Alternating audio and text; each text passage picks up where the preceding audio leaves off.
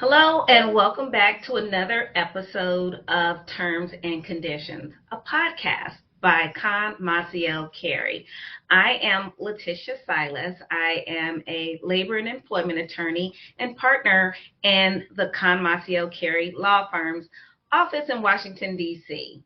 And I'm Samuel Rose. I'm an associate in Con Maciel Carey's Los Angeles office, supporting both the labor and employment and workplace safety practice groups. Excellent. So, Sam, how are you today? I'm good, Letitia. How are you? I am fabulous, and I'm so glad that we get to talk about something that's really, really fun. And we are going to talk about some best practices for those wonderful company holiday parties, right? And so we are going to dive into some best practices for employers and then also some best practices that employees need to keep in mind as well. What do you think about that? That sounds great. I tried to wear my closest holiday sweater vibe for our podcast today, while not going to the ugly sweater party. I love it. I love it. Okay, Sam. So let's start with best practices for employers. And before we jump in, I just want to say that our approach to this is that we want to demystify labor and employment law issues in a way that's grounded and accessible for everybody. So as we are going to talk about these subjects, we want to do so in a way that everybody gets something from it and something that's useful that they can apply to themselves or the workplace. So Sam, that said, let's jump into best practices for employers. You kick us off. From the beginning, every employer should have employment policies and an employee handbook, right? So you want to make sure that your employee handbook is up to date, that it covers all of your employees that it needs to cover, and that it's in compliance with any state or local laws in the places that you practice. And of course, that employee handbook will be applicable to the holiday party, right? So any conduct or any type of policy that applies in the workplace should also be applying at your holiday party from an employer standpoint. Absolutely. So, folks, just because it's a holiday party and maybe you are having that party off the work site, maybe at a restaurant somewhere or a party hall somewhere, that doesn't mean that the policies don't apply. It is still a work party and the policies still apply. So you want to be updated and aware of your policies. And Sam, a couple of policies that I think employers should be paying attention to are the social media policy, the gift giving and receiving policy, alcohol policy, if there's one on serving alcohol at work functions, and the non-discrimination policies. What are your thoughts? Yeah, I think all of those are really relevant. It's interesting the one that you brought up about alcohol serving and gift giving. In the I don't know, however many employee handbooks I've reviewed, I've never seen one of those policies, and so it might be something that employers want to consider outside of the holiday party context, but especially as we get closer to the holiday party and rolling out one of those types of policies to make sure that that's covered. Absolutely. I've definitely seen, especially gift giving and receiving and limitations on gifts. And you see that a lot in the public context, but you will see it in the private context as well if there's any concern about conflicts of interest. And even just sort of that the dynamic between employee and supervisor or different employee groups. And serving alcohol, yes, I've seen that. I've even seen employers who say we are a dry company. We don't serve alcohol at our parties. And so just that might be more prevalent in the public employment context, but those policies do exist. So look at your handbook, make sure that your policies are up to date, that you have met with your labor and employment council to make sure that all your policies are lawful policies as well.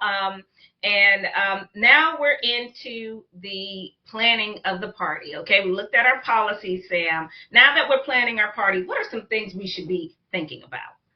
Well, before we go there, just real quick, employers can also roll out policies specific to the holiday party, right?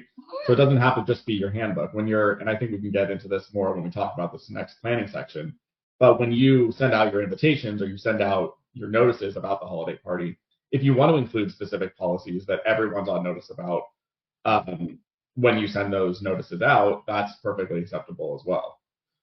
Yes, absolutely. And again, making sure you are engaging with appropriate counsel because you want to make sure that your policy is a lawful policy. And in some jurisdictions, there are laws about personal appearance discrimination, right?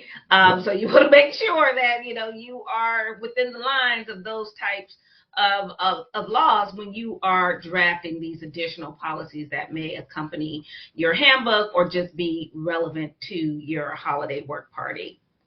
totally. So in terms of planning, obviously you want to plan a fun party, right? This is a celebration of the last year for your employees, and you want to make it a fun and engaging environment. But obviously, there's things that you need to be paying attention to. For one, I think setting a dress code is a very touchy subject for employers because while they might want to have a formal attire or a business casual attire, whatever they say, attire can be subjective, right? People can read something and in their mind that means something else. And so you want to be clear if you have a dress code policy or you have a specific attire that you want to show at the holiday party, that one, it's understandable and clear what the expectations are, but two, that it doesn't violate any laws like what you were talking about physical appearance discrimination. And I think that's a very touchy line for employers to walk sometimes because it can be a very gray area. Absolutely. I think the best way is to express that you expect everyone to be professional, right? That doesn't mean that they have to come in a suit or, a cardigan set. It just may mean that, whatever you wear, whether it's jeans and a t-shirt, we expect for it to be still that you present in a professional manner, right? That this is not the family barbecue. This is not the, beach bum party. This is still a company holiday party. So I absolutely agree with that. Sam, what about selecting the venue? Yeah, so the venue can also be uh, kind of indicative of the environment you're trying to portray, right? If you're picking a nice restaurant, that's a lot easier to show what kind of holiday party vibe you're trying to have versus if you pick a nightclub that you happen to rent out, that portrays a very different perception, right? And so I think picking the type of venue that aligns with what type of party vibe you're trying to show is an important factor. Selecting a venue that is not only reflective of the type of environment you want to have, but that is reflective of the values that your organization has. And so, if you are having a party at a nightclub where everybody is scantily clad, I don't know if that matches up with your values as an organization. You have to make that determination. I'm not in your organization, but that should be something you're factoring in when you are trying to select the venue where you are going to have your party. So, Sam, what about the fact that nowadays, we have this blend of work and home. So, what about the invitee list? Yeah, so I think predominantly your invitee list is your employees, right? I think a lot of companies, rightfully, if they're trying to have a family type atmosphere, will invite significant others, partners, wives, husbands. Um, I would say you draw the line at children, but that's up to the company, right? It just depends on what type of environment. I think it goes back to the venue and I was going to bring up music. I think let's talk about music next. But whatever environment you're trying to create, you want to make sure that it's appropriate for the invitee list, right? So if it's your employees and their children, nightclub is probably out, right? So all that is an important factor in planning your holiday party. Absolutely. And, there are some companies I've known of companies where the holiday party is at an amusement park, right? It is at Mm-hmm. Disneyland. So that is Mm-hmm. telling the employee population that, yes, it's okay. We want you to bring your children. This is going to be a family affair. I've seen that. I've also seen holiday parties at the racetrack, right? So you can't bring your kids to that. So, making sure when you select that venue, you are also being mindful of the type of invitation list that you want to have and who you want your employees to be able to bring to the party. So Sam was already dancing and ready for music. So let's just get into it, Sam. What about music? Yeah, I think music is along the same lines as everything else we've been talking about so far, right? Like if you have, and a lot of companies will have an open bar at their party. If you have an open bar and you have a huge event space and you have a DJ, I think you need to be very careful about crafting a playlist or giving the DJ permission about certain genres of music that will show a professional atmosphere, right? And if you want to have fun and you want to get on the dance floor, that's great. But certain type of music is probably going to show your employees or your guests that certain conduct is acceptable, and maybe you're not trying to make that portrayal. And so the music, how long the music goes for, how late the music goes for, I think all of that is indicative of what type of conduct and professionalism you're trying to show at your holiday. Absolutely, and also that workplace culture. Like, what's the culture? Mm-hmm. With respect to music, what comes to mind for me is you want to create an inclusive environment. So everyone should feel included. All your employees should feel included. And sometimes we can make people feel excluded just by the music we choose to play, right? So you want to make sure that you have a good mixture of music that your employee population would appreciate. And like Sam stated, you want to be careful that, maybe it's not profanity laced music, right? He didn't say that exactly, Sam, but I think that's where you were going. You want to make sure that the songs that are being played, the lyrics of the songs are, when it's on high blast, it is, in your ear, that you actually feel comfortable and other people will feel comfortable with that type of music. Now, Sam, you talked about dancing. We all want to dance. I love to dance, but I have to say that if the dancing involves touching your knees or the floor, Might have you got a might little want too to. far.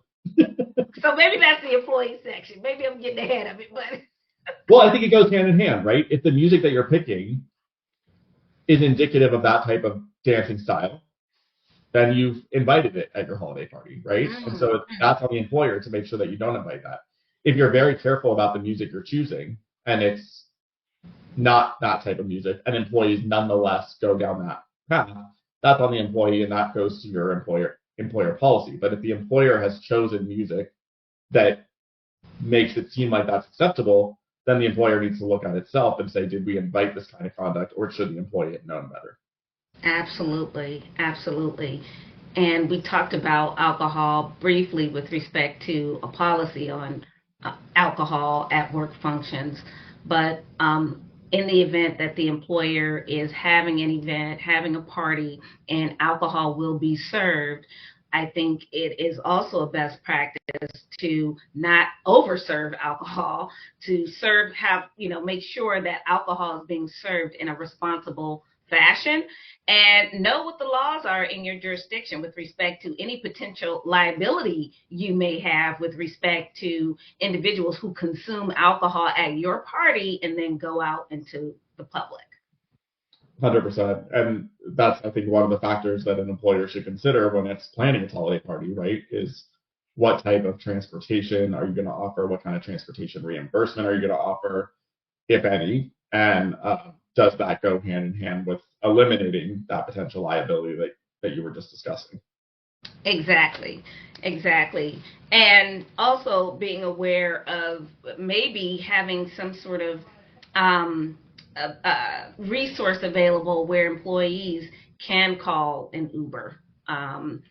Or a Lyft or some sort of ride share, maybe having some carpooling arrangements available, maybe even using shuttle service, Mm-hmm. depending on your resources as an organization and the location, et cetera. But those are some things that you might want to keep in mind if you know that you will be serving alcohol at your party and maybe you just don't have the ability to monitor everybody's alcohol consumption. You may also want to have a conversation with the bartenders and the waiters and waitresses or servers at your party so that they are also being mindful and not over serving. Totally. And I think this also goes hand in hand with how you plan the party, right? If you have decided to have an open bar at your holiday party and you've rented the space for 2 hours, that could potentially be a not great scenario where you're over serving people in a very quick time and they don't have enough time for that alcohol to wear off versus you have an open bar and you've rented the space for 5 hours, right? All these factors go into whether you've thought through not only is this party going to be fun, but for us as an employer, how can we limit our liability for our employees' conduct? Absolutely.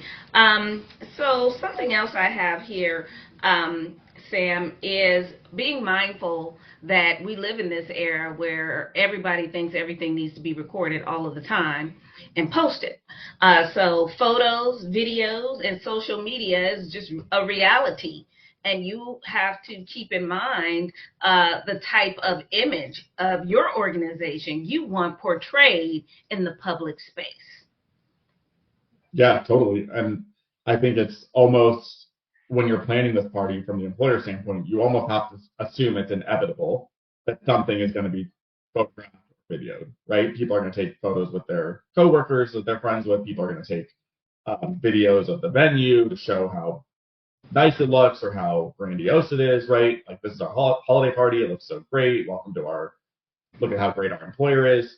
And I think as the evening or whatever it is progresses, there's the potential that some people start acting in a way that's not exactly indicative of the values of your organization, and that those videos can surface and get out there and show a different type of reputation than what you're used to as an employer. And so making sure that it doesn't get to that point by limiting the alcohol, limiting the amount of time that this party goes on. All these things that we've talked about leading up to this topic are important to make sure that you're aligning with the values of your organization. And if by chance something gets out there, it won't be detrimental or harmful to you as an organization. Absolutely. Making sure everybody understands clear boundaries too in terms of personal contact because you have the cameras going, you have the videos going, and not only is there the potential that this would end up out in the public on social media, but there's also the potential that someone might believe that their rights have been violated and hey, here's the video at the party where it happened and their supervisor in the background looking and didn't do anything about it, right? So we just want to be mindful here of that potential is there. And we don't want to over police, right? Because then nobody wants to come to your party. But all of this is in the planning stage, things you should be thinking about. And you can plan in such a way that all these things have already been thought through and prepared for. And so only thing people need to do is show up and you have already worked the behind the scenes so that you have provided as much protection for your organization and your employees as possible. Totally. Yep. All right. So, Sam, another thing I have here is don't over politicize your event. The NLRB just came out with a decision that talks about statements employers can't make during union campaigns and employer limitations in terms of captive audience meetings. Okay. And so suppose there's an organizing drive happening at your facility. You just got a petition, a few days ago, and now it's your holiday party. Now is not the time to go around to the employees and start telling them your opinion about the union or having special things, certain party sort of favors made up, reflecting your opinion about the union. So I just want to put that out there because I think that's a place where people relax. And if there's a campaign going on in the background, and they feel that it's okay now to let the guard down and start making these types of statements that could expose the organization to liability. 100%. Don't go to your employees and don't certainly give a speech from the front of the party that could be indicative of a captive audience, right? Exactly. How about for supervisors? I want supervisors to remember that they are still in a position of authority, even if it is a holiday party. They are still seen as the boss or the one with the power in the eyes of the employees while they are at the holiday party. So be mindful of peer pressure. You know, you don't want to be pressuring your employees to drink more alcohol, for example. Come on, have one more, do one with me. You know, you want to avoid that. Let them make their own decisions. And because you might be dealing with someone who can't handle more than one drink or doesn't drink at all. But if the boss is pressuring them, then they might feel that they need to do that just to be accepted within the party. Also, becoming too personal or touchy. Yeah, I figured at some point we were going to go to post holiday party. Oh, But you don't, yeah, you want to avoid that, especially if you're a supervisor. I don't want to make it seem like the supervisor has to be so buttoned up and perfect and prim and proper, but you are a supervisor and this is a work event. And so you need to conduct yourself like a supervisor would. That doesn't mean you can't drink. It doesn't mean that you can't socialize. It doesn't mean that you can't partake in the holiday party as a guest, but just be aware that you are a supervisor and that all of your conduct is going to be under a bigger microscope than maybe some of your hourly employees or your subordinates. absolutely. So, all right, you want to go? So, should we do employee best practices next, and then go into post party conduct? Yeah, that sounds great. All right, so I'll kick off for employees. And so I just want to say to employees, yes, the employer's policies still apply. I know it's after working time, right? It may not be within the confines of 9 to 5 or whatever your normal work hours are. The policies still apply. It still applies even if this is a virtual holiday party, right? The rules still apply. Um, what about you, Sam? Yeah, I think on that subject, right? Like we're not talking about this isn't a timekeeping issue. This isn't a reporting to work at the right time. Like those policies obviously are specific to the workplace. But I think the most important one for employees is anti-harassment, anti-discrimination, right? Do not engage in that conduct amongst other employees or other people that are guests at the party, right? Because all this, even if they're not an employee, they're a guest of an employee, they still apply. They're still under the policy, and just be very careful about that conduct. As well as the code of conduct. Because although the conduct may not be discriminatory or harassing or otherwise violate non discrimination and anti retaliation policies, the conduct may still be misconduct in the context of a code that the employer may have. You know, some employers have policies that require respect and dignity in the workplace. They may have a policy that requires individuals to not use profane language in an inappropriate way in the workplace. So you just want to be mindful that, you know, although you may not trigger that anti-discrimination policy, there's still a code of conduct out there. Totally. Yeah. I think that's the main. I think that is the main lesson for an employee, right? Is just make sure that the policies are abided by. And like if you are following your code of conduct, if you're following your anti-harassment, anti-discrimination rules, then you're probably going to be in good shape. Have fun, enjoy the party, socialize with your coworkers, but do it in the right way. Absolutely. I left out fighting too, because, you know. Yeah, no, preferably no fighting. Yeah, there's probably policy on that, so review the policies as well. Okay, dress code. Now we're talking about employees. I mean, we know we talked about the employer's responsibility with setting a dress code, but what should the employees keep in mind when they are dressing for the party? I think the most important lesson for employees is always err on the side of professionalism, right? If you have doubts, if you're like, does this work? Does this fall under the professionalism? Just assume it doesn't, right? And just err on the side of professionalism. I think that's the best way to make sure that you're in compliance with any policy. Right. Yeah. Yeah. You know, I would say that if there's anything that you might not want your kids to see you wearing, your younger siblings to see you wearing, or anything that you might find embarrassing if it's out there on a big billboard and you're like, that doesn't really reflect my best self. then you probably don't want to wear that, because again, it is a company holiday party, but you're still supposed to show up as your best self, not, not the alter ego. And I understand Totally. having an alter ego, but listen, this is still a work party. And we already talked about the employer liability, right? But from the employee's perspective, right, this is your reputation. Other people are going to see you like this. Other people are going to make judgments about you. And the worst thing you could do is be this great employee who's hardworking and diligent in their January through December work. And all of a sudden, all that changes because you portrayed this other side of yourself that people might not trust or think of you as a professional. And all of that goes out the window after you've worked so hard to build up this reputation, right? Absolutely, absolutely. That's a great point. So then that reputational harm, I want to relate also to drinking too much, knowing your limits. As an employee, yes, there's an open bar, but that doesn't mean you should be an open bar personally, right? You should have some limits on yourself.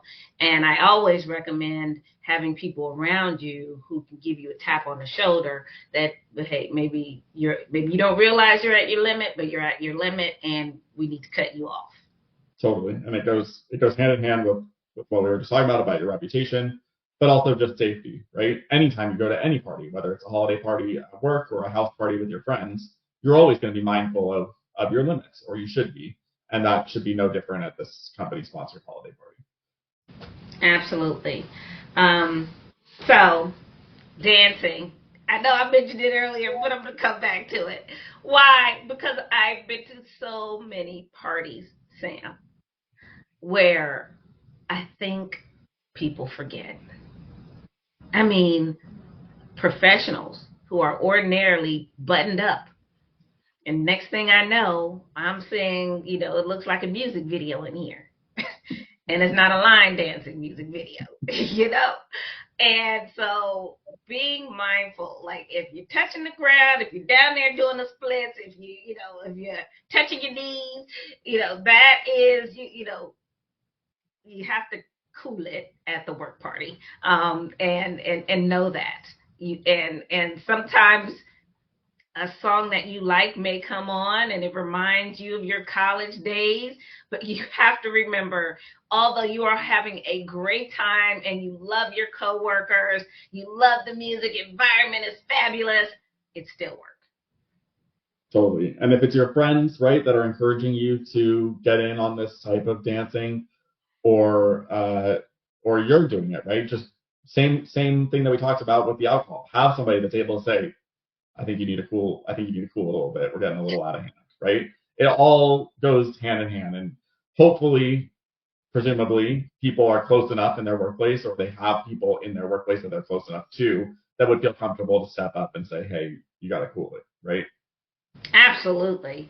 And I will say, what about I'm going to call it the mean people's group, right? You want to make sure that or cliques, the mean clique, right? Mm-hmm. You want to make sure that you are not spending your time at the party gossiping, spreading rumors, or just being a mean person and being in a clique who just wants to complain about everybody at the party and talk about everybody at the party. Totally, yeah. I think this goes to abiding by policies, right? Harassment isn't just sexual harassment, it's any type of harassment. And so if someone feels threatened by the way you're looking at them, by the way you are gesturing to them, by the way that you appear to be interacting towards them, that's all covered potentially by a harassment policy. And so arguably you could be in violation of it if you're acting in this mean, cliquey type of way. Is it natural for employees to group up with their team? Probably, right? Because that's who they're spending the most amount of time with at work. It's who they know the best. But that doesn't mean that you have to do it in a negative or harassing way, right? Absolutely. Again, everybody should feel welcome. And that is not only the responsibility of the employer, I believe, Sam, it is the responsibility of everyone at the party to make sure that we are not conducting ourselves in a way that excludes people, either explicitly or implicitly. right? Where people feel like I am not welcomed here and I have to leave. Right. That's definitely an environment and a work environment that you want to avoid, both as the employer and as the employees. Right, right. So, Sam, anything else on those? I think not on those. I think that pretty much covers it. All right, let's talk about post party conduct. Well, this is where this is where Letitia and I probably come in the most, right? Let's assume that the party goes great, everyone's having a great time, party ends. It's now 2 weeks later, right? It's now, I don't know, after New Year's, and you receive an HR complaint about someone about the holiday party, right? What are you supposed to do with this HR complaint? As the employer, certainly you don't want to shove it off and say, well, it was just a holiday party, whatever, right?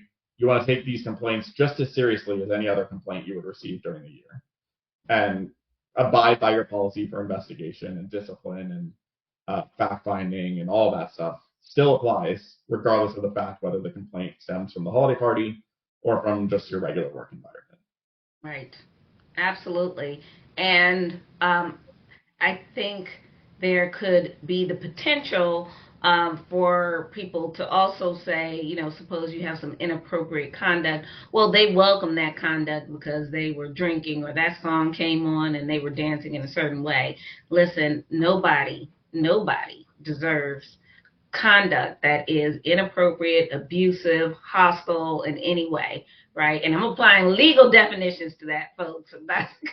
Nowadays, Sam, it's like sometimes those definitions get confused, but there are legal definitions to all these. And so we want to make sure that we are not dismissing things because we believe somebody may have conducted themselves in a way that you believe invited the conduct. Exactly. And I think one of the potential nuances to the holiday party and complaints stemming from the holiday party is that this is one of the few times really, right, that your whole organization is together. And so you have interactions between people and positions that might not ordinarily be reacting or interacting, don't really know each other as well, don't know their personalities and their demeanor. Um, and that can, one, create different types of perceptions amongst the complaint, right? But it also could create a dynamic where the complaint could be coming from someone like HR or could be about someone like HR, right? And making sure that you as an employer have a procedure or a policy to make sure that when there's a conflict of interest in that type of investigation, that there's a way to avoid it and take that investigation out of someone's hands who might have a conflict in investigating it. Absolutely. Sam, what about getting feedback from employees? So maybe this is not, a complaint. This is, we want to know how we did and how we can do better next year. Tell us what you loved about this event this year and what you would like to see next year. What are your thoughts on that? Well, I think it's a gray area, just like a lot of employment law, right? Mm-hmm. On the one hand, you want to be able to improve it, and you want to be able to get your employees' feedback and act on that feedback so that they have a better time and you can plan a better party the following year, right? On the other hand, if there are complaints that people have about it, and those complaints go to the heart of one of your policies, arguably, as an employer, are you now on notice of potential violations or non-compliance with your policy, and what kind of liability does that create for you as an employer when something as simple as a feedback question now could become a very legal problem, right? Mm-hmm. Wow. Yeah. But I don't know if I want to be blind. I don't want to be willfully blind Exactly. to what is happening because at least from where I sit, if there is inappropriate conduct, I want to know about it because maybe it's a counseling opportunity. There are grades to this. And maybe this may not be something that rises to the level of a suspension or termination, but maybe it's something that is certainly worthy of some counseling and just a learning opportunity. Absolutely. Yeah. All right. So in terms of after the party conduct, for me, Sam, I think I would say, remember that now we're back either in our virtual office or our in-person office, and we are expected to be professionals. Just because you were at the party and you got along with the boss and you had a great time does not mean that you don't have to take the boss's instruction as seriously as you would have before, right? It's still the same. In fact, I would think, at least for me in my career, the more I got along with my boss, the more I wanted to make their job easier, right? And I wanted to follow their instruction. Like I always followed instruction, but I also had this additional motivation to help them shine. Why? Because now I know them on a deeper professional level, if that makes sense. Yeah, absolutely. And I think from the supervisor's perspective, right, not changing the way you interact with someone based on an interaction you might have had at the holiday party, whether it was positive or negative, right? Someone was out of control with their drinking, you don't want to treat them differently in the workplace because of that experience. Or like you said, if you had a great interaction and all of a sudden you're very close, you don't want to be providing them any benefits that you wouldn't provide any other employees from that perspective just based on that interaction. And so I think it goes both ways, right? Like what you were just talking about from the employee perspective. Also, the supervisors need to make sure that they're not being perceived as giving favors or discriminating against someone based on any conduct that might have occurred at the party. Oh yeah, yeah. Or maybe you just like this person a little bit more now because you feel like you have things in common, right? Exactly. Right. Because it's still the workplace and everyone should be treated equally and fairly, even if you feel like you like sports and this other person in your department likes sports, or you like cooking and this other person in your department loves cooking, and you talk about recipes or whatever the thing is that you have in common. That should not be determining your judgment when it comes to personnel decisions or just work assignment and work direction. Exactly. And from the employee perspective, right, we touched on this a little bit with the kind of mean employee clique, but it still applies after the party, right? If your team is judgmental or making judgments about someone based on their conduct at the holiday party, then that also could be to fall under their harassment policy, right? And so just making sure, just don't be mean at work. That's just sort of the moral of the story. Just don't be mean at work. But especially after the holiday party when there might have been some, I don't know, drama or rumors or some sort of perceived discussions, all this stuff gets magnified, right, in the holiday party where everyone's together, people might be drinking, there might be certain types of late night activities, and I just feel like it's right after the holiday party for those types of rumors and judgments and that kind of stuff to go around. But all that can be considered harassment. And so you, as an employee, don't want to be putting yourself in a position where you're potentially violating your employer's policies. Absolutely. So I'm going to take us out on a positive note and say that, after the party, it is a time to reflect on all the good relationships you were able to build. Maybe there's been someone that you've seen in the hall or on the elevator. You always say hi, but because you're in a rush, you never get to really talk to each other. Or maybe you have a virtual or hybrid work environment. Maybe you have people from different states or even different countries who will now be at the party. This is reflect on your time getting to know them and being able to build relationship with them, which I think makes the work even easier. Totally. Have fun. It's a fun party. I mean, it's called a holiday party for a reason, right? Have fun, enjoy the time, enjoy your coworkers, celebrate the last year and all the accomplishments of the company. Just do it in the right way. Just do it in the right way. And so thank you so much for tuning in again with us on Terms and Conditions, a podcast by Masio Carey. I am Letitia Silas, a partner in the firm's DC office, and I was joined by Samuel Rose, an associate in the LA office. It was so nice chatting with you, Letitia. Very interesting topic, and looking forward to the next one. Absolutely. And if you have any questions for us, you can reach us at the email address that is posted on this page. And please be sure to follow us on LinkedIn and other social media platforms at Masio Carey. Until next time. Bye, everyone. Bye.